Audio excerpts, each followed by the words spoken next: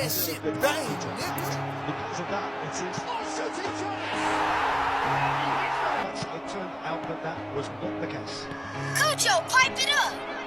Passing is sharp. Back into the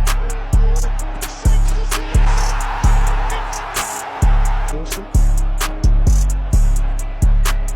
Into the second half. Back in.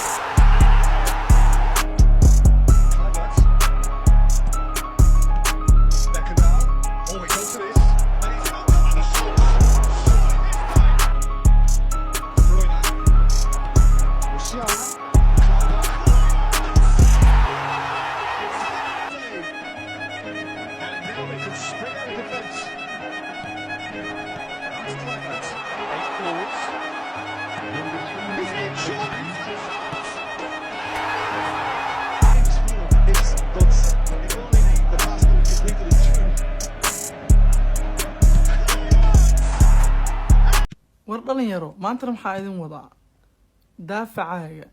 katiinaaja say ugu dhigane Xavi Alonso ma haysataa ku dhiban tahay Xavi Alonso macnaha waa ogtiin waa macallimiinta afka hore ku fiican forward bushka oo gadaal saaid macnaha tacbaanku weey gadaal oo dhan huluf ka yahay so adoo isticmaalaysa Xavi Alonso gadaashaada macnaha dhulkaaga dambo si halis ugu dhigi kartaa laba qaab aan tusinaa qaabkay ugu raacane dhaxda sharaxaad yar ku bixinaa explanation waa ku tusinaa macnaha dhaxda number 2 waxa u baahan tahay anchorman macnaha sida Rodri oo kale tahay okay hadda waxaan ila arag hadda amal anchorman kan waa raacanaya afarteeda daafac highline ku jiraan okay Rodri marka bush ma dhahayi wili boss raadina hadda difaaciga gadaal highline ay sameeyeen hadda marka free ahay waa ka qaadan karaa kubadda press u taaban karaa sida ay la faantiin macnaha videogana u jeedin waa fiirsi kartiin Rodri mar walba wuxuu sugaa ilaa ay difaacyada highline iga galayaan kadib ayuu bush kareena macnaha dhulka gadaal silsilad in lagu xiro waayo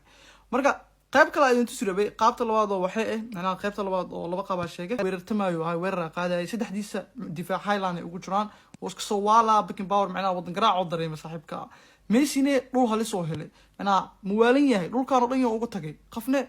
free goal easy macnaha sadaqo bixiyo macnaha highline-ka uu iska burburiyay ninka kalsooni daro xoogaa dareemay laakiin highline-ka